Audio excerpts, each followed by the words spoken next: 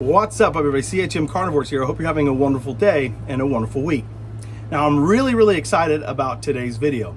I get asked all the time, how fast do Nepenthes Truncata grow?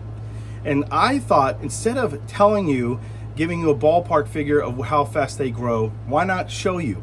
So I went through the archives and I found the video that I posted about a year ago, a little bit longer than that, that shows one of the crowd favorites here, JB by Pacman. So I thought I would include that video. It's a little short 2-minute video at the beginning of this one, but then show you how it looks now, roughly about a year's difference. So you'll be able to see firsthand what a truncata can do in growth with 1 year of growth time. And then we'll talk through what are my conditions and what I do in order to get it to grow that big, and what you can do to actually get it to grow faster and larger in a shorter period of time. All that and more coming your way in just a moment. See you soon. Hey everybody, hope you're doing well. I wanted to do a quick hybrid spotlight, and so this truncata has put out a beautiful new leaf, and so I thought maybe it'd be a great opportunity to talk about this hybrid while I have it out. If you've seen the shorts, you've seen this one featured quite a bit, no doubt. This is Truncata JB by Pacman Red. It's actually sold on Carnivorous for a reasonable price. As you can see, absolutely gorgeous plant. That leaf jump is enormous. It gets, one of the pictures unfortunately broke off, which really sucks, but it still has this one over here, and the lighting isn't all that great. I am getting a new setup here, so hopefully the videos will not look so like terrible. But it gets a really big size, but keeps that Pacman color. So it's got that red hue to it, but still has the green. What I love about this one, I actually have about 4 or 5 of them. This is by far the largest one. But what I love about it, the JB was a clone from a seller who unfortunately has since passed on, but it's known for just being an unusually large truncata. So truncatas themselves obviously get enormous. This one in particular will get the biggest of the big, and it also keep that red color. And that's sort of the shtick of CHM Carnivores. I like the really big pictures. It just looks otherworldly to me, and it seems very alien and foreign. And a lot of the smaller ones are beautiful as well, but I like the really big pictures. They're just really cool. So now that you saw what that plant looked like about a year ago, and in the video, that plant, it's a little hard to judge the size. It was right around 6 inches from leaf tip to leaf tip. It did have that one really good growth of that one leaf jump on there, but about 6 inches from leaf tip to leaf tip, including that new leaf. But now that you've had a chance to look at that, let's look at what that same exact plant looks like today, just a little over a year, basically a year ago, and I think you're going to be super excited. All right, everybody, here's that exact same plant about a year later. This is Nepenthes Truncata JB by Pacman. Now, in that first video, I said hybrid. These are actually 2 different types of truncata that are hybridized together, but it's still going to produce a truncata. One of them is going to be more highland, and the other one is going to be more lowland, which makes it able to grow in intermediate conditions very well. Now, let's first look at the leaves. Now, this newest leaf is easily twice the size of the entire plant. So one leaf now is producing one leaf is twice the size, 12 inches from tip to tip, than the leaf was a year ago. And here is the newest picture. I just made a short about it, and it just opened up, and so it will continue to grow a little bit, but that picture is probably 13 inches as it stands now, and it will continue to grow. I'll make sure to make a short about that once it grows out completely. Way over here is the other picture. That's only about a foot tall, but you can see it just stays absolutely gorgeous. And so let's talk about how I got it to get to this size. But before I do that, let's talk about some things about this plant. Now, if you'll see here, that leaf not looking great, right? This is perfectly natural. These leaves, just like any other Nepenthes, are going to die off as they grow. I'm going to take some scissors and just cut that off. I usually leave, by the way, fun tip, I usually leave a little bit of that there just in case if it does develop some sort of fungus, it doesn't hit directly on the stem and then I lose the whole plant or have to cut it way down. And so fun tip, if you do cut your Nepenthes, first I'll sterilize the scissors that you're using, but try to cut and leave some room. That way you have some play there if it does develop a fungus. But anyways, I digress. The reason why this plant looked like this is because I had it in an area where it was getting a lot of water on the leaves, and truncatas will get oedema very easily, and so that is exactly what this is. It's an older leaf now, and this oedema has had time to scar over, but that's exactly what you're looking at, oedema there. And so what I did was stopped getting water on the, I stopped using the spray method directly on the leaves and started pouring water rather into the pot. So let's pause the video, let's turn the camera around, and let's talk about what I use or what I've done to get the plant to grow this large in this short amount of time. I'm actually not going to turn the camera around. There's no reason to. We can look at this and I can just talk to you from behind the scenes. So let's talk about the pot. As you saw in that first video, it was growing in a regular, I don't know, probably 6-inch pot. Truncatas don't have very big roots, but they will appreciate an up potting for sure, and that will give them plenty of room to grow. And I've said this in other videos for truncatas, but I recommend that you get these net pots. They're actually pond planter pots that you can get at Lowe's or Home Depot. They're about $3.50 a piece, way cheaper than you would get for a comparable net pot that is quote unquote specific for plants.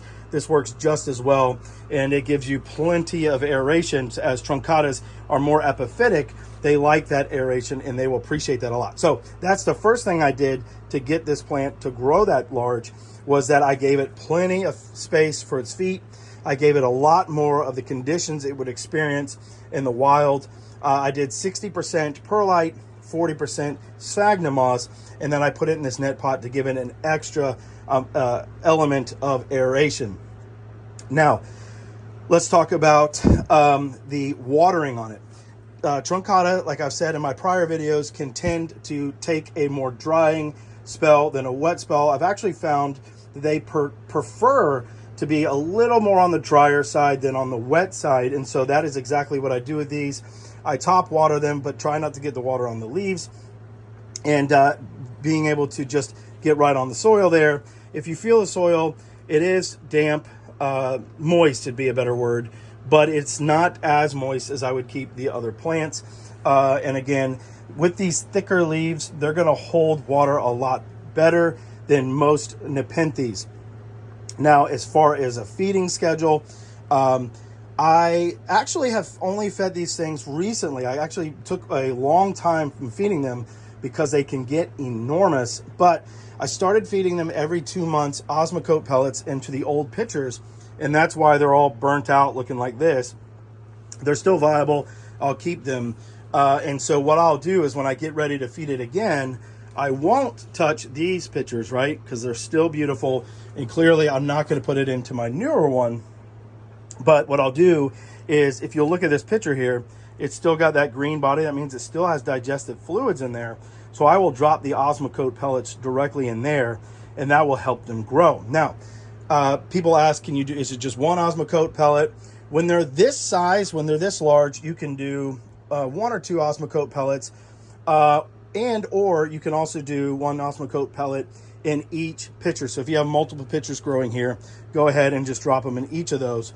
Truncatas love to be fed, and so if you do feed them regularly, they will grow exponentially for you. And as you'll see, this one actually, this individual one tends to keep more of its heart-shaped leaves, but it some truncatas, I'm gonna go here to my Titan's Tower, will start to get that strap-shaped leaf. This one has actually kept the heart-shaped leaf for a while, but my assumption is it will start to take on that strap shape here pretty soon. When they're young, they're going to keep that heart-shaped leaf pretty prominent. And so as they get larger, they will start to strap out, and they'll also get a longer stem. And so you'll see here when they're growing smaller, let me get this Ren Martiana out of the way. They're staying very compact. They're almost rosetted in a way. Here, they're having that much longer stem. Now, let's talk about leaf jumps. Well, you've seen what it looks like now, a year later, comparative to what it looked like in that first video. So obviously it's making big leaf jumps. But if you'll notice, take a look back at the video at the beginning of this video, you'll see that there's not a lot more leaves as it was a year ago. And so that's important to note, right? Now, some of those leaves have been cut off, obviously. So here's the stem here. But in all, you would expect a plant to have a ton of leaves, sort of like this hybrid over here, right? Truncata isn't going to do that. Truncata is going to put out huge leaf jumps, but not produce as many leaves. And so this is a perfect example of that. It's probably put on, I don't know, maybe 10 leaves, and that's probably being pretty generous in the last year, but those leaves have grown exponentially. So look at that video and then look at this leaf, right? So this one's probably about, I'd say 5 inches. And then it goes to this leaf, which is roughly the same size, probably 6.5 inches. And then it goes to this leaf. This is when you're starting to get that huge jump, right? So this is probably 10 inches or so. And then now you have this one, which is probably a foot across. And then the next one probably that is growing out here is going to be even longer. And it's hard to tell at first, but this stem is going to be even longer on this newer leaf. And so I expect that this stem will probably reach out 8 inches or so. And this is what truncatas do. They sort of start growing erect and then they fold back and it'll fan out these enormous leaves. And so this is the exact side of kind of growth habit and behavior you'd want to see from a truncata. And this comes with regular feeding. And as you can see from here, I wasn't feeding it that much. Here a little bit, but this is when I started really giving it a every 2-month feeding, and it started really making jumps. And so I'm going to continue that trend. I'm ready now. I've made some more space, and so I'm ready for this to start growing out, and that's what it's going to do for me, is grow a lot faster now that I'm feeding it. So what kind of care as far as temperature, humidity have I given these? Truncata are amazing, amazing plants and a very amazing Nepenthes. They can handle a wide range of conditions. I could easily get not comparable growth, a little bit slower, but not much slower, growing this indoors as long as I give it time to acclimate down to my home's humidity. Temperature-wise, most truncatas like lowland temperatures, and but Pacman likes highland temperatures. So finding a good cross of the highland and the lowland will allow you to grow these a lot better in intermediate conditions. And so that's exactly what I have here. I've done that with several others. I like that the best. It allows me to grow it in this tent, which can get as cold as 40 degrees, very rarely 50 degrees. And then as hot as about 100 degrees. So huge amount of variability in temperature and humidity, where a normal truncata probably would not be able to handle those low conditions and probably would die. Certainly would handle the upper conditions, but these are able to do so. And so humidity wise in here, I'm probably have this set at the high 75-80%. But at the low end, it gets down to probably 50, 55, 60% humidity on those dry days. But it does fantastic. It doesn't miss a beat. So another question that I get a lot with truncatas, and I see a lot of concerns are these little tiny bumps. Now, there's a difference, and this is a perfect example. These are natural. This is oedema. So this is what happens when the oedema is essentially water in the cells. The cells expand and expand and expand to a point that they burst, which causes scarring on the leaves. And that bursting is what's happened here. These are actually nectar glands. And so if you turn it over, you'll see the little indentations go right in line with the bumps on the leaves. So this is perfectly natural. I see a lot of truncata growers that are new freak out about this. Don't freak out. That is perfectly natural. Truncata have very large nectar glands.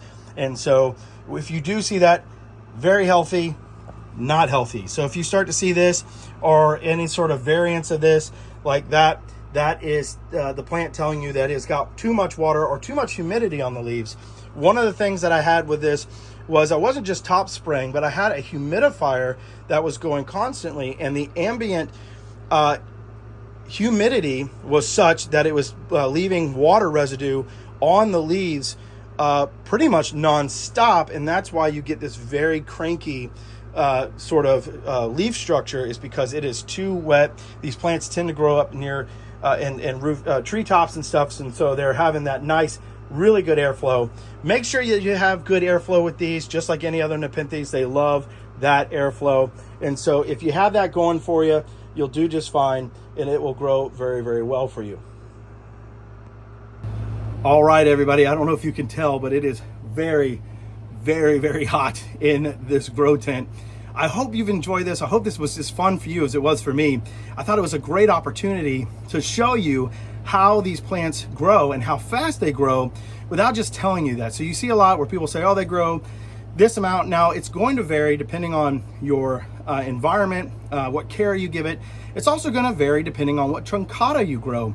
And so that's why I always recommend doing something with a highland and a lowland breed together. To me personally, they tend to grow more vigorously and faster. Anything with JB in it seems to do very, very well. I got these from Carnivorous, and so highly recommend them. They do amazing. Now, there are other truncatas that are very slow, like the Hiroshima clone, in my opinion, is very slow growing. The reddish leaves also tends to be a little bit slow, but these have done fantastic. I hope you've enjoyed this video. If you have any other questions, comments, and or concerns, please let me know. And as always, I hope you have a wonderful day and a wonderful week. I'll see you soon.